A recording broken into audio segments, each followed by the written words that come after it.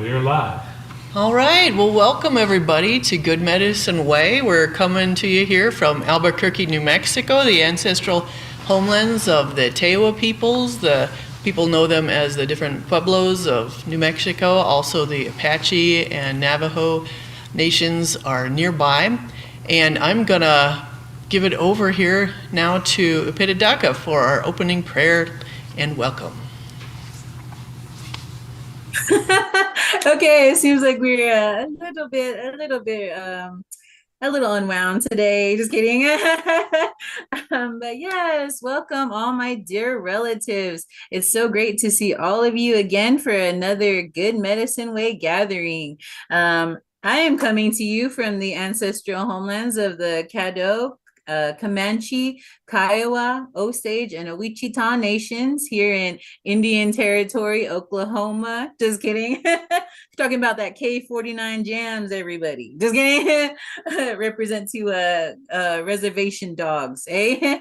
But yeah, and as Leah has already said, it is on the lands of Good Medicine Way takes place on the lands of the Tewa people. So yeah, those awesome Pueblo people that get together, especially since it's gonna be coming up for the holidays. Let's go get some Pueblo bread, some pasoli. Just kidding. But yes, all right. But yeah, I want to thank everybody for coming tonight. We have a very special guest, Jonathan Maracle. So we always look forward to seeing our relative here to come share a little wisdom with us. So, but yeah, so I'm going to go ahead and hand it over to Diane for the opening prayer. So go ahead and take it away, Diane. Okay, now it's going to look like I'm not looking at you because my prayer is on my screen over here. So I apologize. Let's all lift our hearts to the Lord. Great Spirit of light, come to us out of the east with the power of the rising sun. Let there be light in our words. Let there be light on our path as we walk with you. Let us remember always that you give the gift of a new day, and never let us be burdened with sorrow by not starting over again. Great Spirit of creation, send us the warm and soothing winds from the south. Comfort us and caress us when we are tired and cold. Unfold us like the gentle breezes that unfold the leaves on the trees. As you give to all the earth your warm, moving wind, give to us so that we may grow close to you in warmth. Great, life-giving Spirit, we face the west, the direction of sundown. Let us remember every day that the moment will come when our sun will go down. Never let us forget that we must fade into you. Give us a beautiful color. Give us a great sky for setting, so that when it is our time to meet you, we can come with glory. Great Spirit of love, come to us with the power of the north. Make us courageous when the cold wind falls upon us. Give us strength and endurance for everything that is harsh, everything that hurts, everything that makes us squint. Let us move through life ready to take what comes from the north. Let us always remember, man did not create the web of life, but he is but a strand in it. Whatever man does to the web, he does to himself. Amen.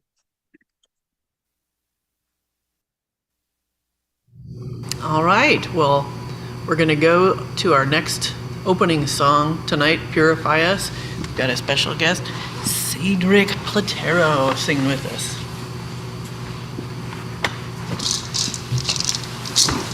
Hey, you got this, Cedric. You got this. You can do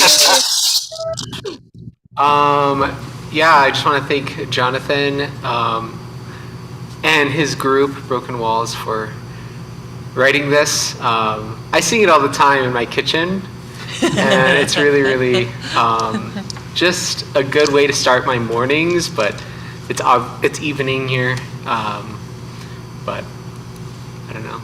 the Lord is still able and good to purify us continuously. So. Let me get the words up. The mic switched over. Okay.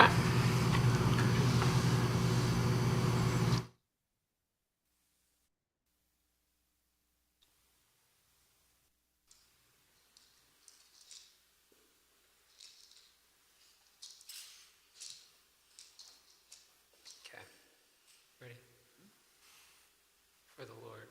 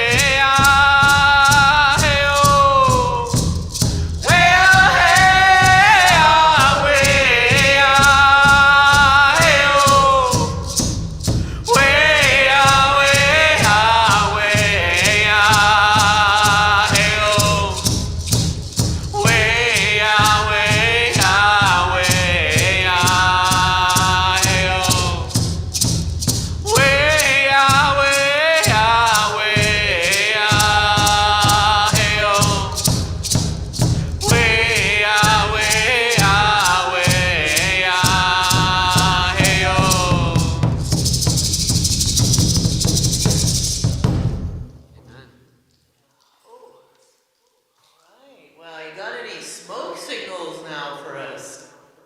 Oh, am I not on? Woo-wee! All right. The Mohawk side of happiness.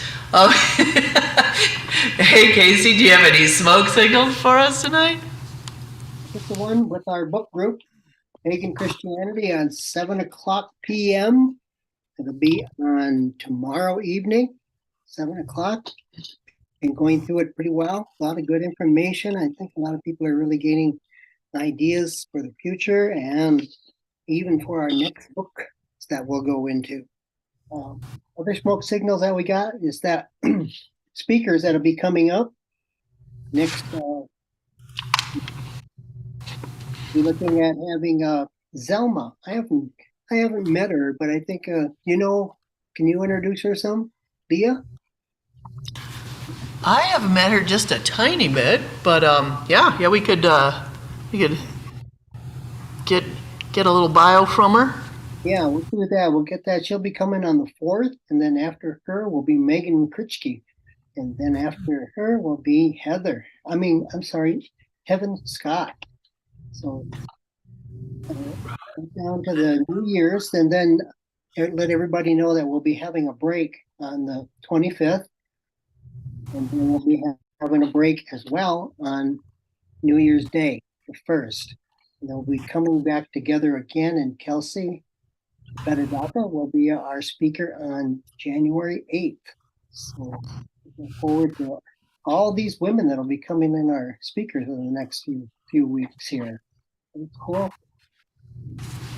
That's all I have. Good to hear. And if you have any other things that you wanted to let everyone know about, you can put it in the chat, and we'll try to make that knowledge all spread around here to everyone. There's one more that I could throw in there because Jonathan is here. We have been trying to throw out the ideas that we could try to get him down here. I think we were talking somewhere in February. So nothing's been put in stone yet. So we'll just pray about that so that we'd be able to help him on his journey down this way to maybe do a couple of gigs in the Southwest, as he usually does every couple of years here. So we'll let him talk about more of that in the future. But that's all I have now. Good deal. Look like Ken has one here. Ken's got one. Over here? Yeah, you can just sit here. I don't think you have another. Yeah, this is Ken.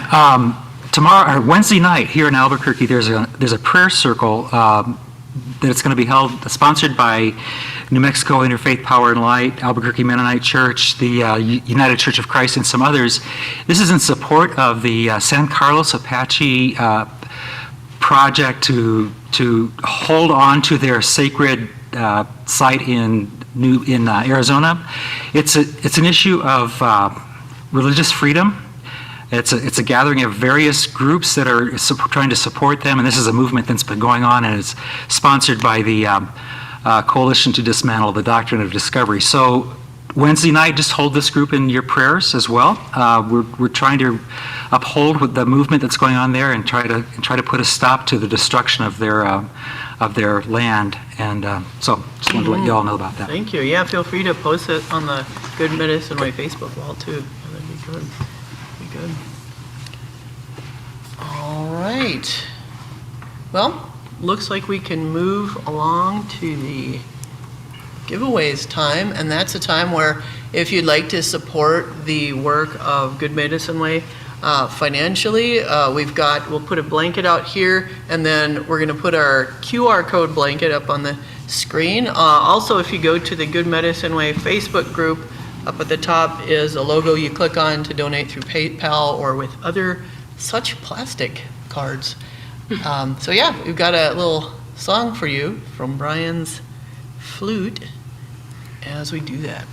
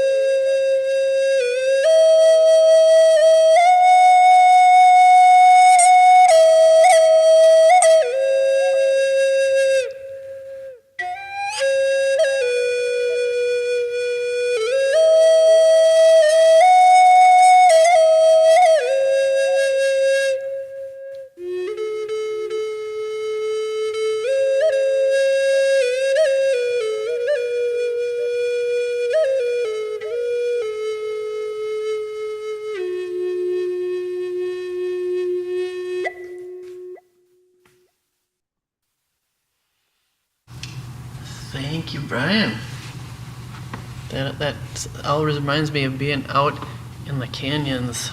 The way that sounds, very very nice and calming.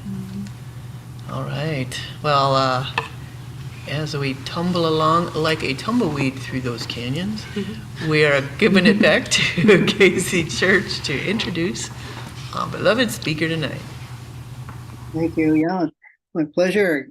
Once again, we had Jonathan on before, and I was looking through some old posts from a long time ago. We had Jonathan at that location where we did a concert with you. So, man, I was trying to figure out the year there back in the 2017, way back ways. It was real cool. So we'd like to have him back again. So Jonathan Maracle, good friend of mine over the many years here. We've traveled, we have worked together across the country, Canada. I even went with him to Ireland one year with my son. It was a great time to sharing, get to know what it's like to be travel with a musical group. It was fun. It was how many, like 11 people with one bathroom. I don't know how we survived that, but that was great. Good times in Ireland. So many shows we did there. Jonathan will be going to Belgium. He can tell us a little bit about that. And also maybe he can tell us about the progress of your book that's coming up. So I'd like to introduce Jonathan Maracle, my good friend. Hey, good evening, everybody. Can you hear me okay? Good, good. Come see, come saw. You want me to turn it up a little more, or you okay?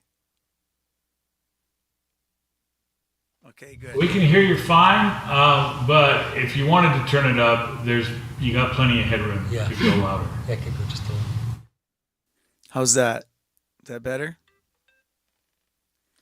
Well, so tonight, I see that the Haudenosaunee perspective on harmony and thankfulness. So I'm going to start out with a song. This is a song called I Wish You Peace, and it kind of exemplifies the desire that the Mohawk people and the Haudenosaunee people have to carry peace wherever we go. And so I want to sing this song. I'll sing it to you. Then I'm going to pray a prayer. And the prayer will be a prayer. I'll say it in Mohawk and I'll say it in English. And then that way I can talk about it a little bit and tell you a little bit about how important thankfulness is to our people. So this song is called I Wish You Peace.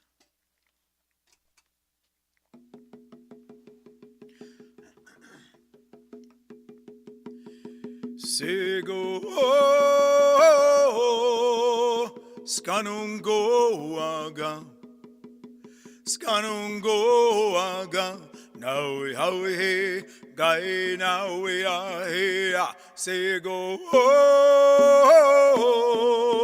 skanungo aga nawe hawe gai nawe a honey way yo honey way skanungo aga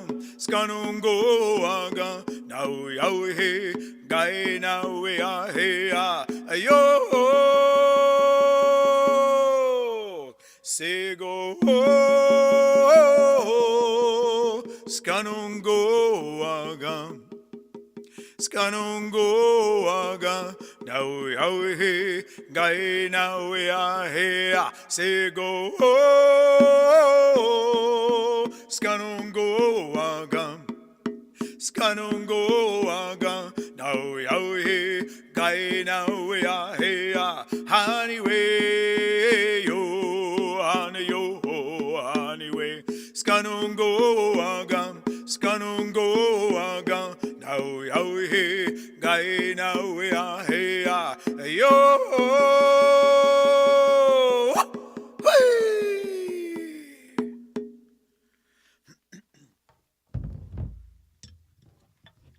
So this little baby here is called my water drum. And you put water in right there. See that plug? It's a wooden plug.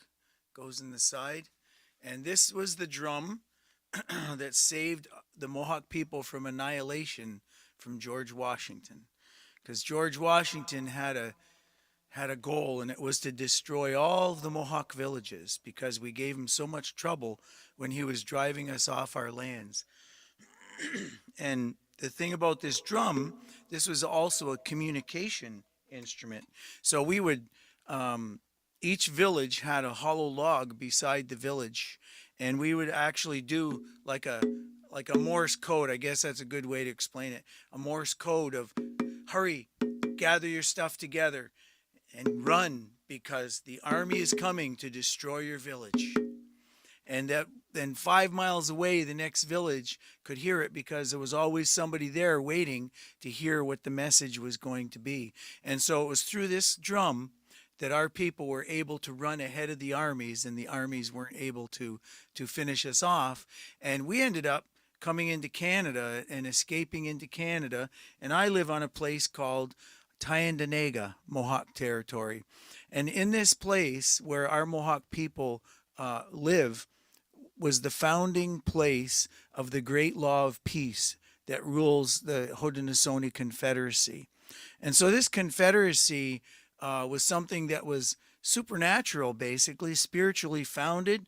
A person named Daganawida, who was the founding father of the sacred law of peace, found and discovered and released this law of peace from my reservation here in Tyendinaga.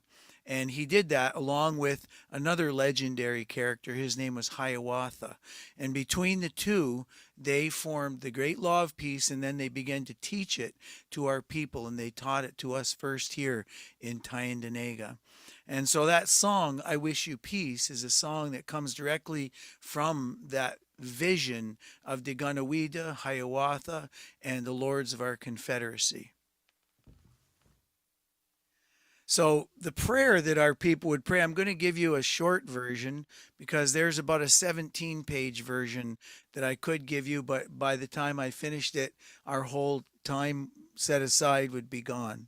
But I'm going to give you the prayer that our elders would pray when there was less time to work together, like, you know, how busy we are with our multimedia and all of the things that we do. We oftentimes don't have time to do the long form. But, you know, I believe our Creator loves it when we take the time to do long form, when we thank Him for each thing. And that's what our Mohawk prayer and the Haudenosaunee prayer is, a prayer of thanksgiving where we name all the beautiful things that Creator gave to us. But this prayer that I'm going to pray for you, I'm going to pray it in Mohawk and half of it, and then I'm going to tell you what it says in English. Then I'm going to pray it again in Mohawk and tell you how it finishes in English so you have understanding. Like, you know how when you pray in the Spirit, I don't know if many of you pray in the Spirit, but I pray in the Spirit, and that's the way I gain understanding, by listening to the voice of the Spirit too, and He shows me what is being said. So in Mohawk, here's the beginning of one of our Thanksgiving prayers. Garakwa, toga isa de guaya diso wakwa sonayo. Togaya isa de squaya diso neji sasquasonayo, gino gadi niaya diso nise. O Son, if you are our Creator, we worship you. But if not, we worship the one who created you. Nyawa aget ni stoha, chi de guaya de no nanagonto, y se dos guas no geni agunhes. So non guas no guaya don't sera, y se yo sesa genawase non guayarunde. Nyawa aget ni stoha raget niha. Nyawa, awa. We thank you, O Mother Earth, for you bringing us forth. Throughout our journey, you have provided for us and sustained us. And here, when our journey is ended, we will return to our mother. She is where we will return. And so our people are all about giving thanks to the earth, to the sun, and to Sungwayat Diso, he who holds the heavens. So at the end of my talk, I'm not sure how long would you guys like me to go.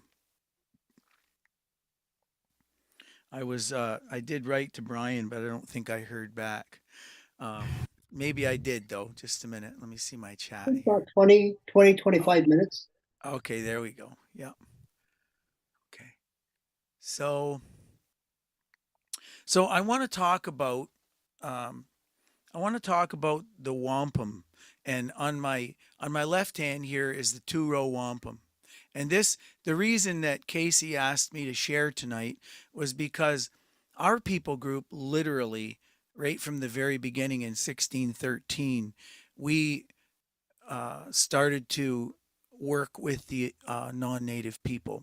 When they came to this land, they, came in, you know how it can be.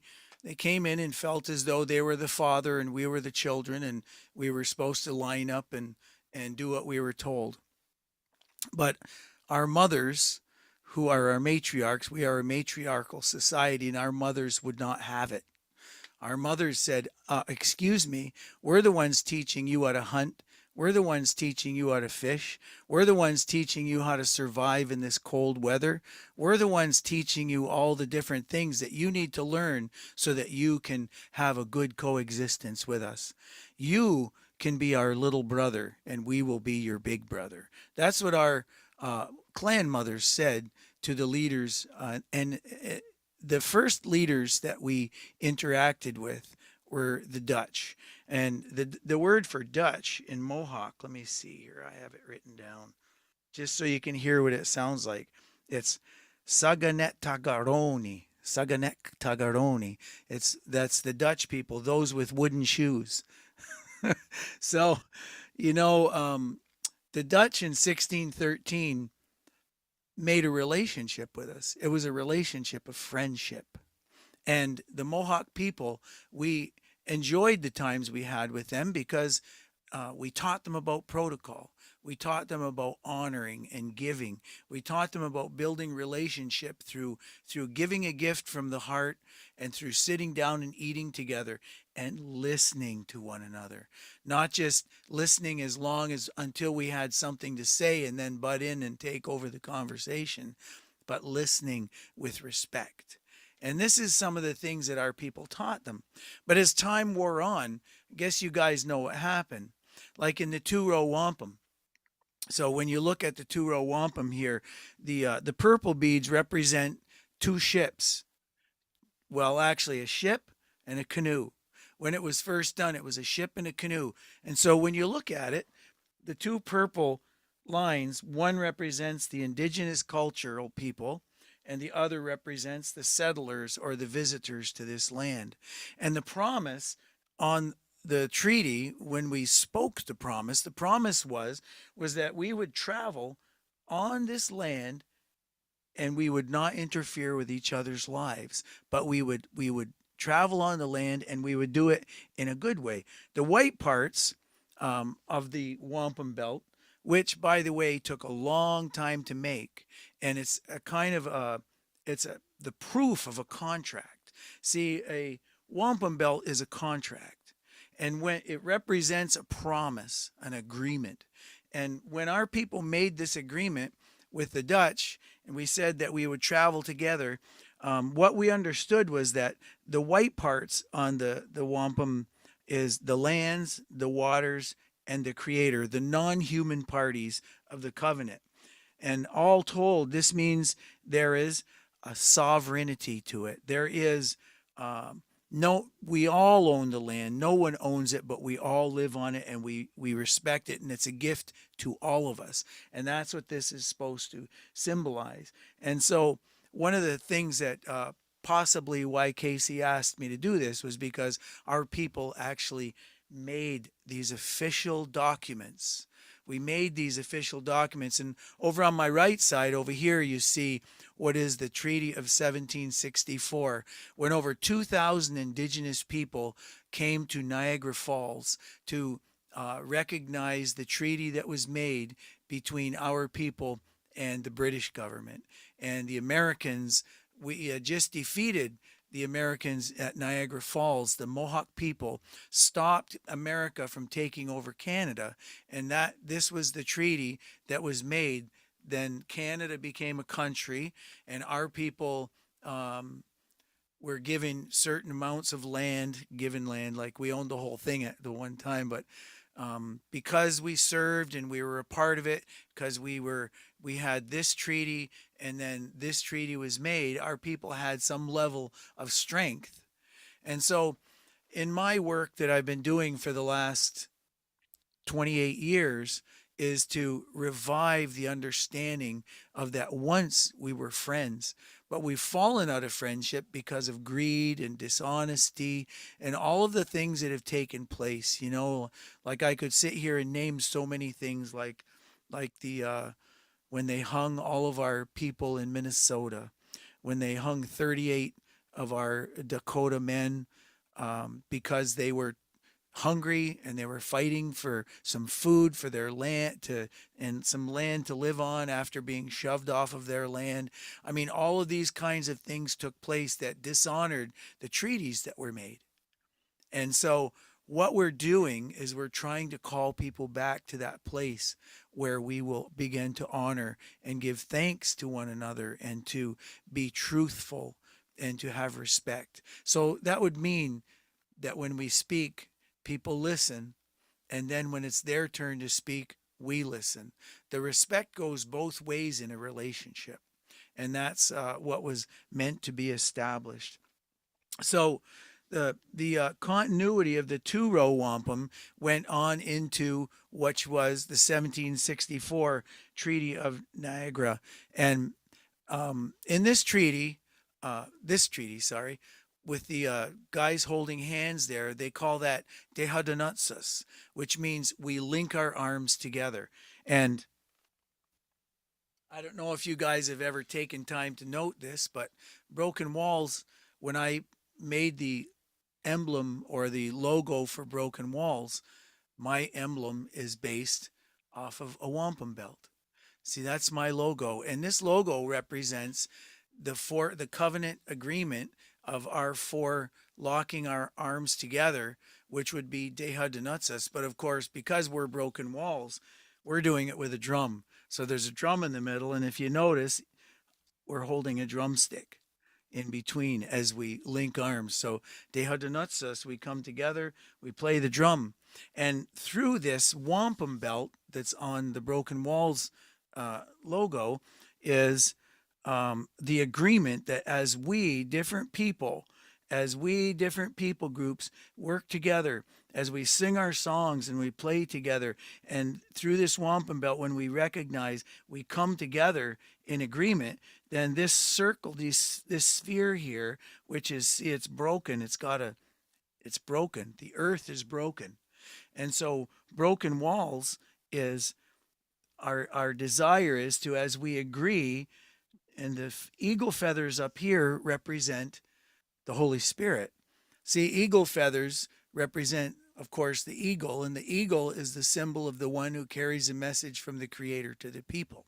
So as the eagle feathers are there to show Hamas and Israel and you know, the Ukraine and Russia, and man is just so got so much pride and all that we are going the way of destruction. But you know, Creator gave us this so many years ago, and He taught us that we need to listen, we need to respect one another, we need to come into agreement. So that's one of the greatest parts of the story for that I have tonight. But there's much more.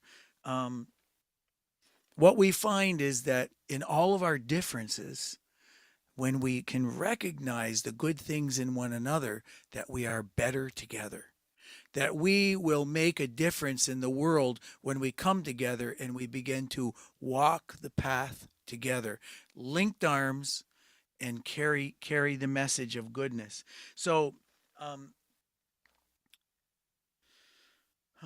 let's see. I think I've covered a whole bunch of that.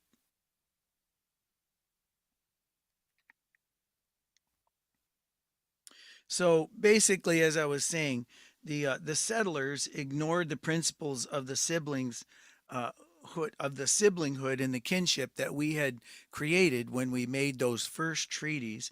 And the result was that the wampum keepers, they have kept, let's see here, they kept the principles of kinship alive because of the wampum belts. Because of these belts, it reminds us of what the promises were and the respect that we had at one time. And so life was being breathed back into the treaties. And so that was something that somebody asked me recently. They said, tell us what's happening now. And you know, I'm going over to Belgium because a group of people over there heard about the Mohawk. They heard about what we were doing here, and the things that were taking place with the Truth and Reconciliation Commission is something that is inspired out of the Haudenosaunee people and our great law of peace. Because what's happening with that is our country here in Canada, because of the struggles that were happening with our Indigenous people, highest rates of suicide, highest family dysfunction, highest infant mortality, highest alcohol, highest incarcerations of of all the different people groups in the land. We hold the highest. We have a 0.5% of the population in Canada, and we make up 30% of those that are incarcerated. So if you think about that, that's a terrible, terrible situation. But the country recognized it finally because our chiefs and our leaders kept pounding down the walls of Parliament and saying something has to be done. And Canada was so embarrassed with the way things were happening, with our people dying. And our children, like 1 out of every 2 Native children here in Canada, live in abject poverty. 1 out of every 2 still. And, you know, you Americans don't get too gloaty over that because it's not any better down in the States. There's a lot of struggle down there. I go into the U.S. reservations a lot, Cheyenne River and Pine Ridge and Oglala and Rosebud and all these different places. I mean, there is so much poverty and so much struggle. And it's because promises have been broken. People have doubt and bitterness in their hearts. And one of the things that was said to me some time ago by a great leader who recently passed away. He said there are walls of bitterness that are built in the hearts of the Indigenous people they may not even recognize, but he said these walls of bitterness must be broken. And these walls of bitterness are because of the colonial exploits that took advantage of our people. And so when the treaties were made and then forgotten, our people became bitter because they wanted to continue holding up their side of the treaty, but they were unable to. But now what's happening here in Canada, and I hope that the U.S. will follow suit, was Canada about 7 years ago put out a thing called the Truth and Reconciliation Commission. And what they did was they hired a group of Indigenous and non-Indigenous leaders. They were judges and leaders in law here in Canada, and they were commissioned and paid well to go out and to get testimonials from our Indigenous people while they're still alive over the atrocities that took place in residential schools. You call them boarding schools in the States, but all these different things that took place that where our people were really, really hurt. They went and they interviewed these people, and they marked everything down. I mean, legally, they took these testimonials, hundreds and hundreds and hundreds and thousands of them, and they did it for 5 years. And when they finished, these judges all got together and they made 94 recommendations on how they could, how Canada could help to make a better situation between them and the Indigenous people of the land. And so, you know, it's kind of interesting. After spending all that money, they kind of let it set. They didn't really do anything with it. This Truth and Reconciliation was finished. The 94 recommendations of how to fix Canada and its relationship with its Indigenous people was kind of left aside until just a few years ago in Kamloops, British Columbia, there was a discovery because of these new x-ray machines. They were able to roll these machines over the ground and see the bodies of children that had been buried around these residential schools. And in Kamloops, they found 215 children buried around this school. And if you can imagine, school is not the place you go to get killed, to get buried. School should be a place where you go to learn, where you go to grow, where you go to link arms with your fellow students and become strong and become a good, powerful people, that are able to take care of themselves and do good things. But in these schools, our children were taught directly how not to be Native, how not to be First Nations, how not to be able to speak their languages. And so when this was discovered here in Canada, see, our people, as First Nations people, we knew that those things had happened. We knew that those things happened, but we couldn't tell anybody. Nobody would listen. Like they always looked at us like, oh, they're just drunk Indians. They're just second-rate citizens, and they don't know how to deal with, life. And so it was our fault that our children were stolen and our children were killed in these schools. But you know what? It really wasn't.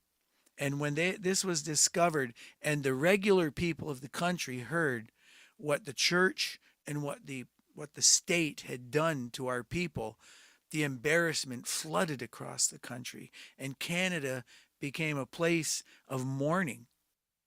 And people were all across the regular Canadian citizen was angry that all this was hidden from them and done by the state and by the church in collusion and hurt our people. But then when they found the 215 in Kamloops, then all of a sudden the Truth and Reconciliation came to life.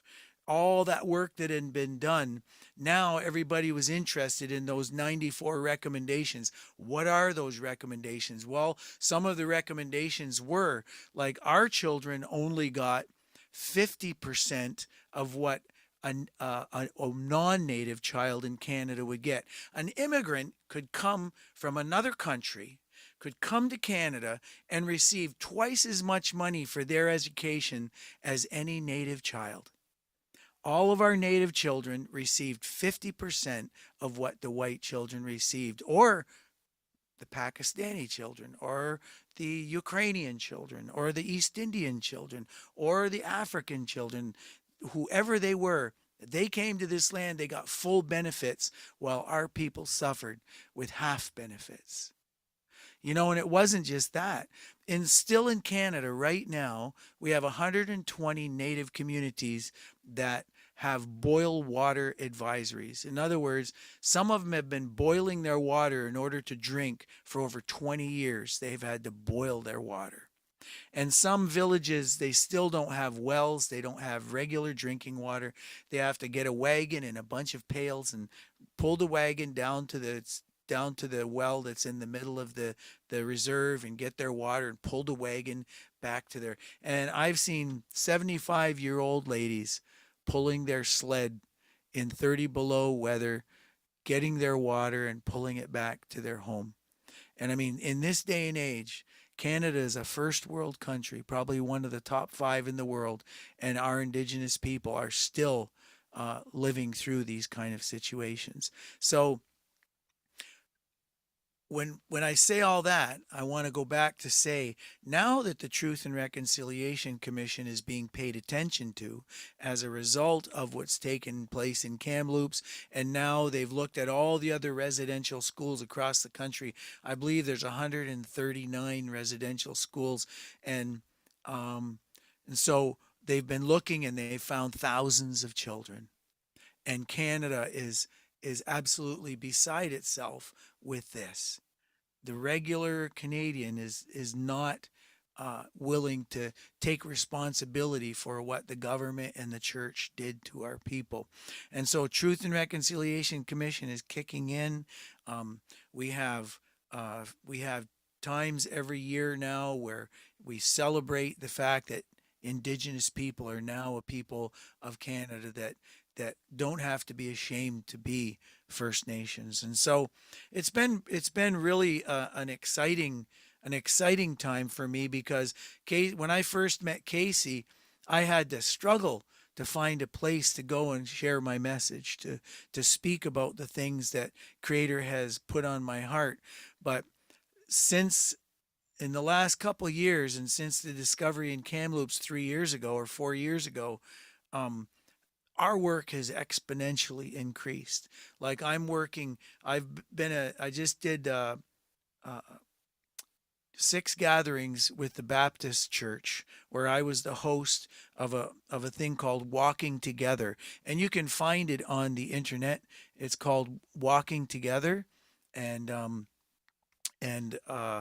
was the host, and I led interviews with the National Chief of Canada, interviews with the top Native lawyer of all of Canada, the top Native historian of Canada, and the top lands rights person in the country. And I interviewed them, and then they spoke, and then we had open questioning time where people that were in the audience, and we would have hundreds of people on the Zoom calls and doing that. And that's a direct result of the Truth and Reconciliation Commission and the desire to follow the 94 recommendations, which is become active. Become active in understanding your First Nations people. Give thanks to the Creator for them, because when things are done right for the First Nations people in North America, you know what's going to happen? When the gatekeepers, you know what the Bible says about the thief? It says the thief, when he comes to your city, says he climbs over the wall and he sneaks into your city and he takes advantage of you. He steals or takes advantage of your people.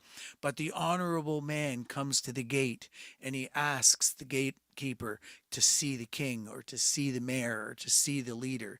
And that's the kind of thing that we're encouraging, is that we start to do things in an honorable way. And what we call it, when Casey and I have traveled overseas, or when we go anywhere, we've traveled up in Alaska, into Ireland and parts of Europe. And then when we do that, we always open with protocol, because our desire is to show respect. And when respect is given, if respect isn't received, then the relationship isn't going to proceed. But when respect is reciprocal, and we listen to one another, we eat with one another, we give gifts to one another, we start the relationship. And just recently, as late as last week, I just became a member of an Indigenous board of advisors to the Evangelical Fellowship of Canada. So what that means is all the evangelical churches across Canada that are under the umbrella of this are taking advice from 7 of us Indigenous leaders here in the country.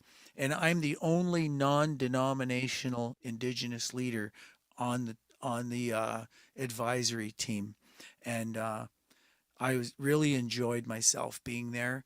I was able to talk to people that normally I wouldn't be able to talk to, rub shoulders with national Native leaders, and it was really awesome. So these kind of doors are opening because of things like our treaties, because of things like our wampum, and our wampum is there to remind us of the promises that were made that we can go back to. So when the Gunawida came to this land here, when he came in and he walked on this land of Tyendinaga, this was over 1,000 years ago when the Great Law of Peace took place.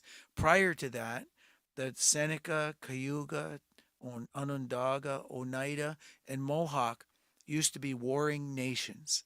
And the Tuscarora came in from South Carolina later, but we used to be warring people. But when the Gunawida came and he and Hiawatha brought to us the Great Law of Peace, our 5 warring nations became one organization called the Haudenosaunee, or the Iroquois Confederacy, and we became the most powerful group of native people in the whole northeast continent of the continent. And so nobody would fight with us anymore because we would just thump them. And we were peaceful, and our desire was we had the power to be able to say, let's meet, let's talk, let's make peace. You can come under our umbrella and we'll protect you, and we'll all work together. And the influence of the Haudenosaunee actually went all the way to the East Coast. And only maybe about 17 years ago, I was invited down to a place where the Dutch, if you remember, were the first ones that our Haudenosaunee people made that first treaty with in 1613. And when we made that treaty with them, it was a treaty that we made that we wanted to honor. And so some years later, back in the 1600s, when the Dutch were over in Delaware in the United States, they built a fort, and they had made a home there. And the Lenape and the Nanticoke people, the Delaware people of the region, our First Nations people there, welcomed them, and they had a relationship. They gave them the space to build their fort and to thrive on the land, and they taught them just like with the Mohawks. But what happened was one of the Nanticoke men went up to the gate going into the fort of the Dutch, and on the gate was the coat of arms. You guys know about how on the castles over in Europe they would put the coat of arms on the gate, and so they had their coat of arms on their gate. And this one native Delaware man saw the coat of arms, and he thought, wow, that's really cool. I like that. So he went up and he took it off the front of the fort, and he took it home to his wigwam, and he took it in and took it to his family. I'm sure he must have hooked it up on the wall, and he was all proud of this. He thought it was okay for him to take their emblem. And so the next day, the captain of the fort came down to the chief of the community of the Nanticoke and said, "Where is my coat of arms? Where is my I'm so angry." And he was so angry and full of temper. And they said that when he was speaking to the chief, he was so angry that the coat of arms was stolen, that he was insulted and everything. And so the chief went back to his village. And the next day, the chief came back to the captain of the fort, and he had the head of the man who stole the coat of arms, because the captain had made such a fracas, and he was so angry, and he represented his anger so strong to the chief that the chief couldn't think of anything better to do to prove that he wanted this man to come to justice. Was he went, he took his head off, and he brought his head to the captain.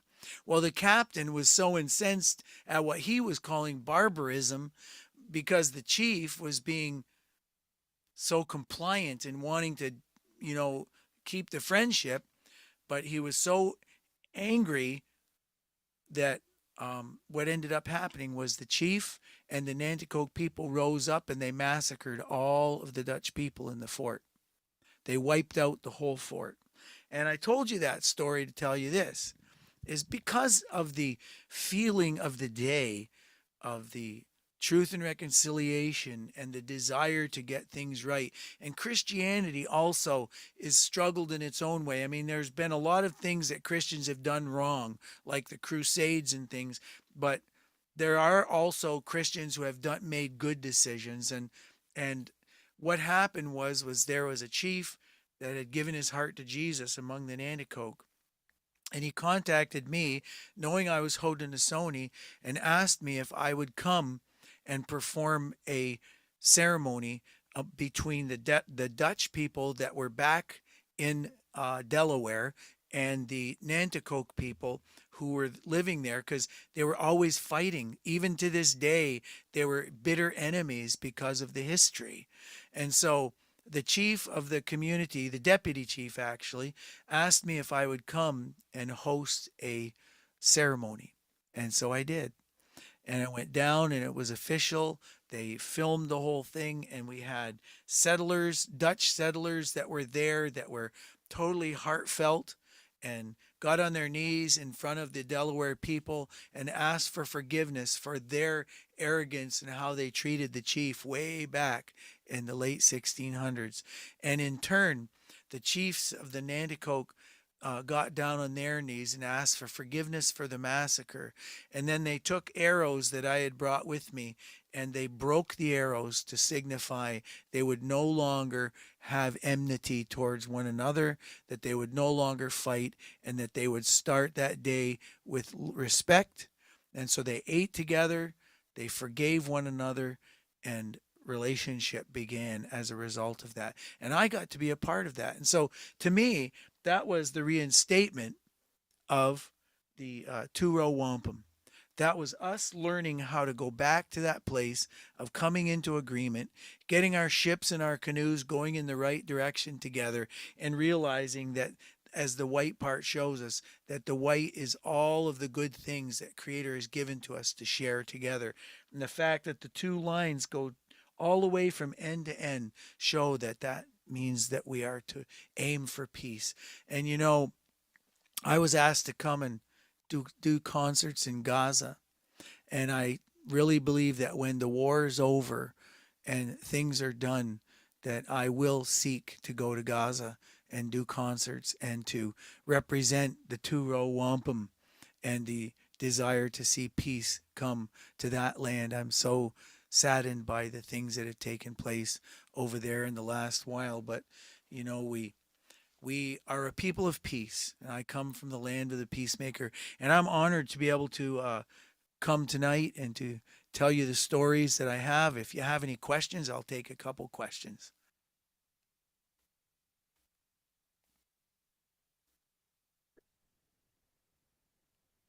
I probably went more than 25 minutes.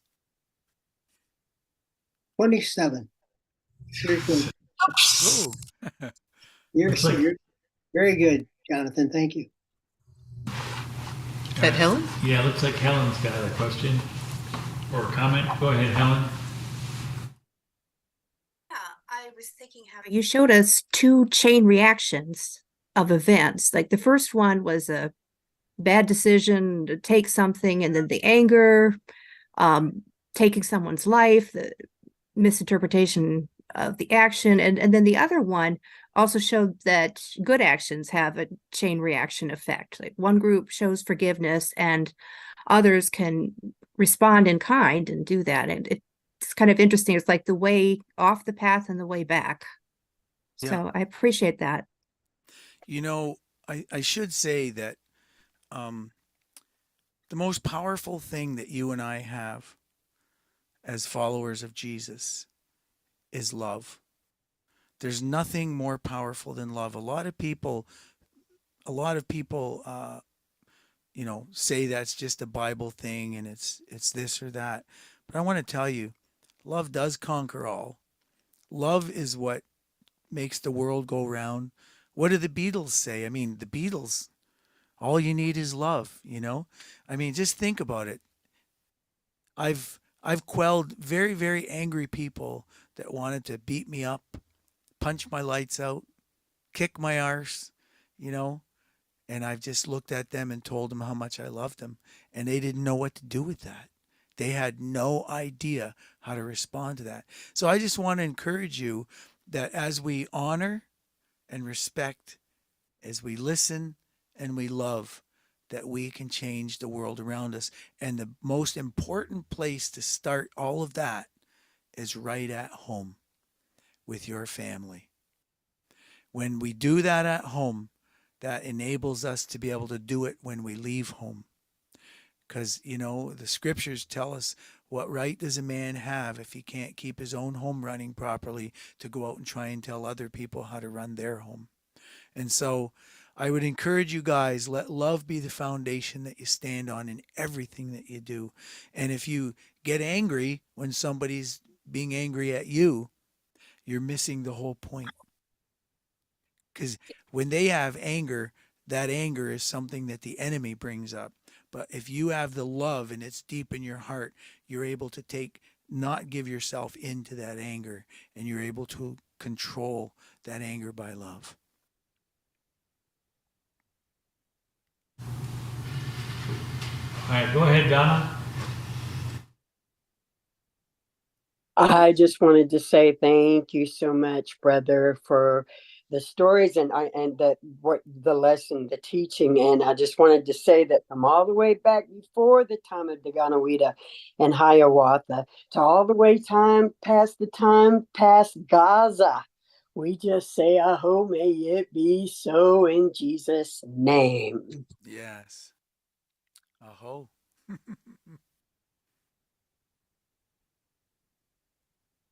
So I want to thank you for your opening prayer and all the good things that people said at the beginning to make way for what took place tonight.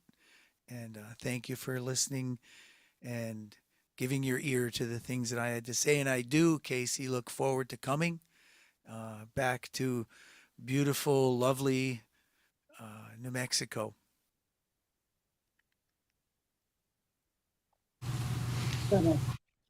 One question from Kelsey.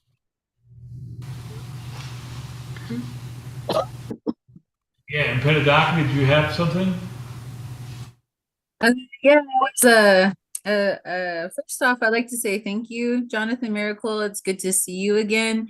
I remember I saw you a couple weeks back. Um, hold on one moment. I got a screaming baby too. But I was just wondering, you were talking about everybody working together, right?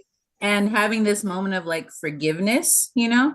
But what do you think that forgiveness really looks like? I don't know, like how do people move forward from saying sorry?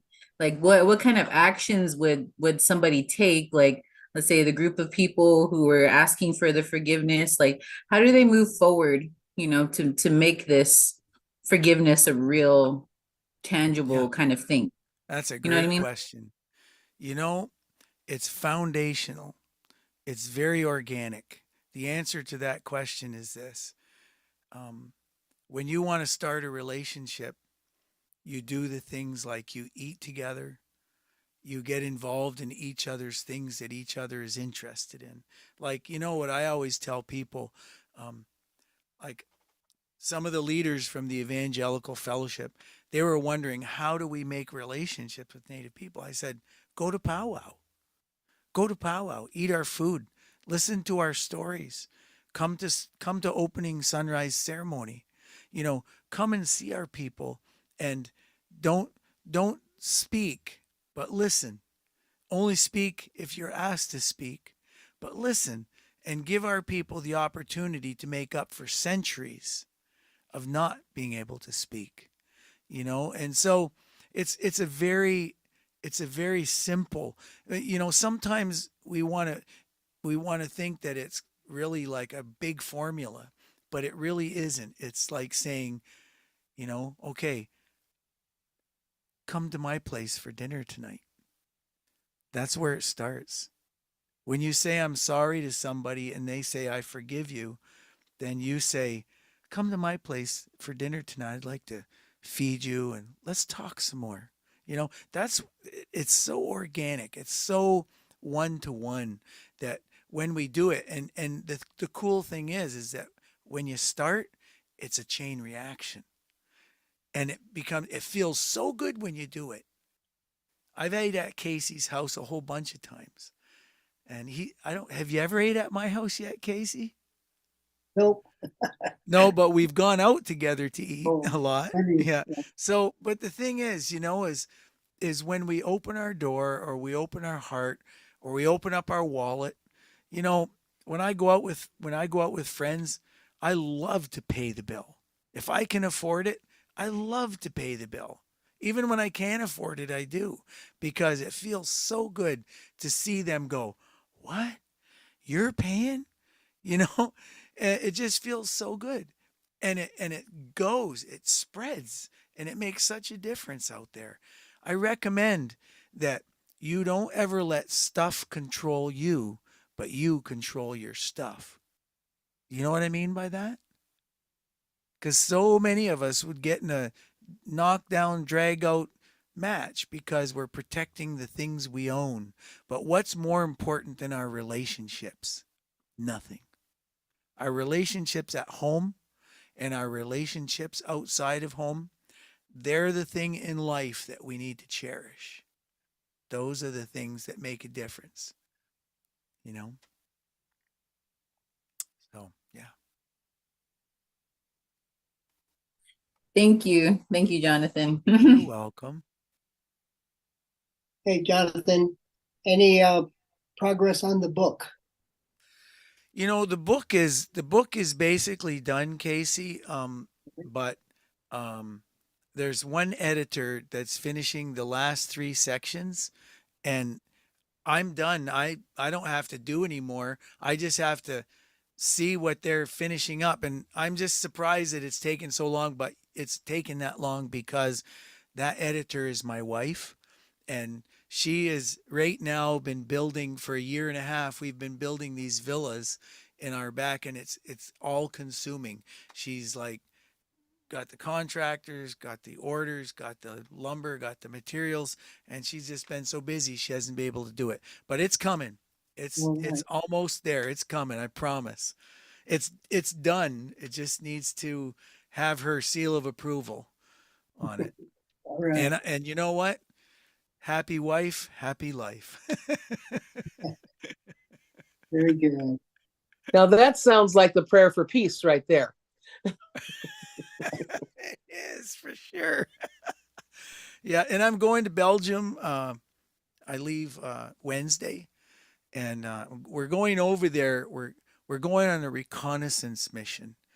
Like we're going to be incognito in our. We'll be wearing our eagle feathers and stuff, and we'll be going in, and we'll be making some new connections and preparing for a big tour next year. We're going to take a full team over, full dance team. We just recently did a full concert in our local area, and it's the biggest planned concert I think we've ever done on our own. We had 4 dancers. We had a Mohawk dancer from Six Nations, one from Akwesasne. We had a hoop dancer, and we also had Rita Bear Gray. So we had an amazing dance team. We had full band, and the chief of my community came and opened with a 20-minute speech about the great law of peace and the importance of honoring one another. And the chief stayed for the whole evening. And you guys know the song Fly? He stayed, and when I got everybody dancing, even the chief was up going like this, going around the room. It was awesome. Like, those politicians usually say their speech and leave.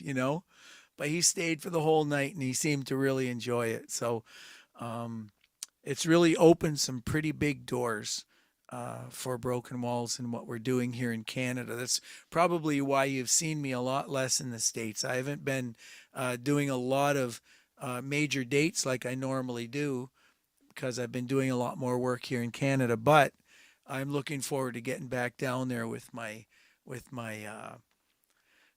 counterparts in the U.S. I love you guys. And by the way, we now have our charitable status, nonprofit status in the U.S.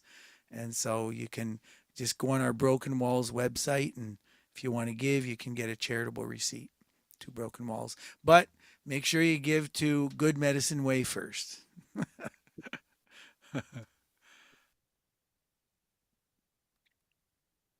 All right. Yeah. Well, thank you much, Jonathan. It's been a good evening. Look forward. Let's find some dates in February that we can work with, and then make that happen for you.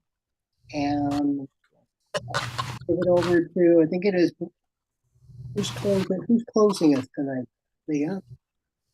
Well, hey, I'm wondering if we can ask Jonathan Maracle to do a closing song before Brian sends us off with the blessing. What would you think of that? I think I could do that.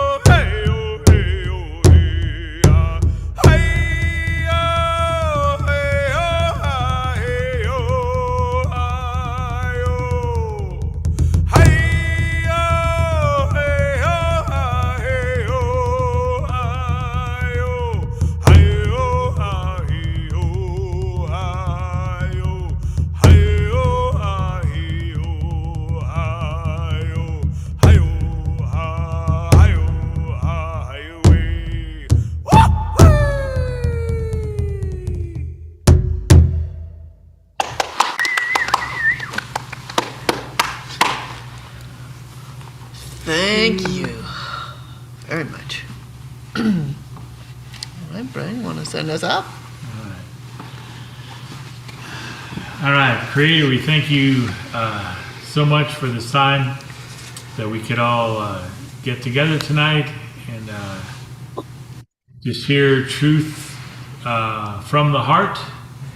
And we ask that you would let those seeds take root in our own hearts, and that you would grow them into the actions that you have for us to do in the world, that we could bring your harmony and love to a world that's in dire need of it, and that we could just reflect a little bit of your light and light in the world, and that you would guide us in doing that. And thank you so much for the encouraging and insightful words that Jonathan brought, and for how you spoke through him tonight. In the name of Creator sets free.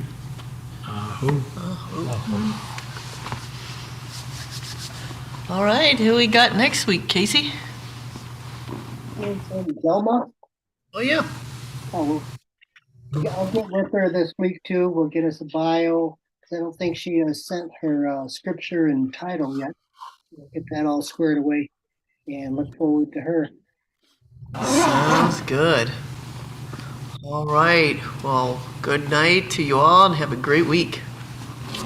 Night, everybody. Love y'all. Oh my gosh. Thanks for the opening song. Awesome. That was awesome. Woohoo! Singing right along with you. It was awesome. Way to Thank go, you. Cedric. Way to go. Beautiful. All right. Yeah. Oh my gosh, Cedric, that was awesome.